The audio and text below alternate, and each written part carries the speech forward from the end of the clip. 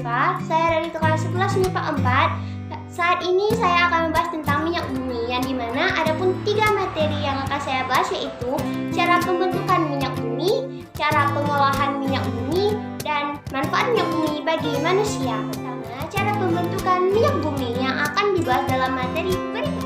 Terbentuknya minyak bumi.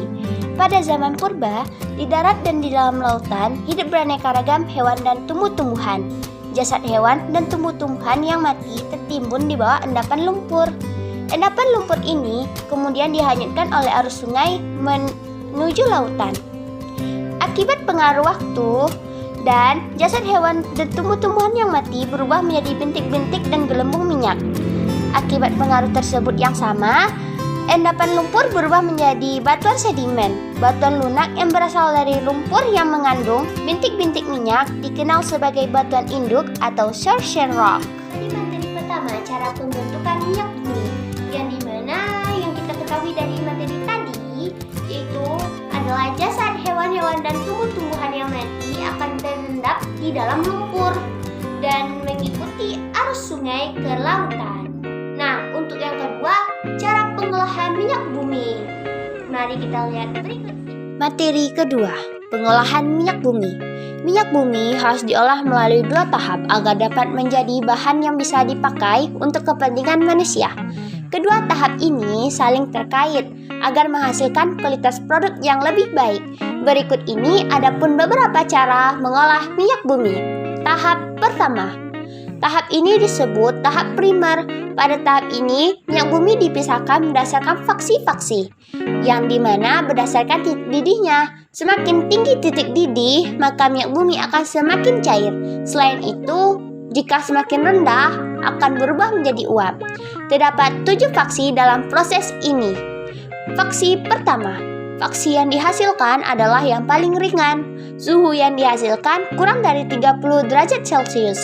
Pada tahap ini, materi yang dihasilkan adalah LNG. Faksi kedua. Pada tahap ini menghasilkan petroleum ether. Suhu yang dihasilkan antara 30 derajat hingga 90 derajat Celcius.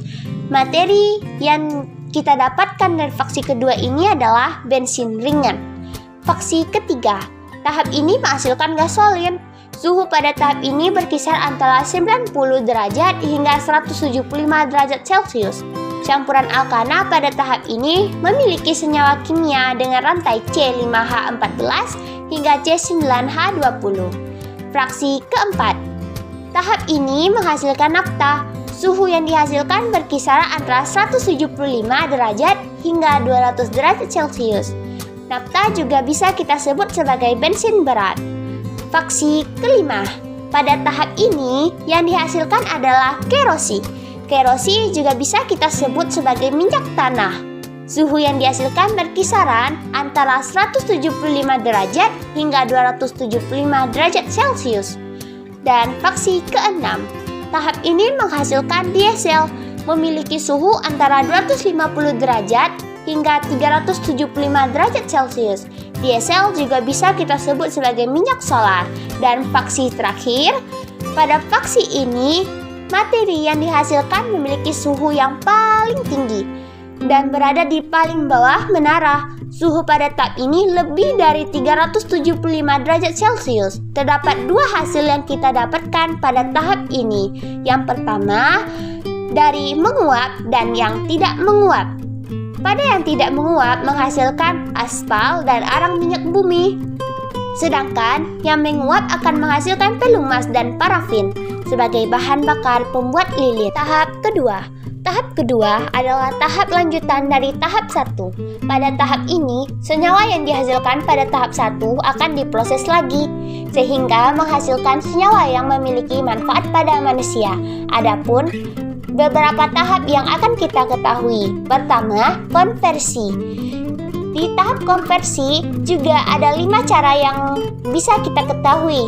Yang pertama, alkalisasi. Yang kedua, crushing. Yang ketiga, polimerisasi. Yang keempat, reformasi. Dan yang kelima, isomerasi.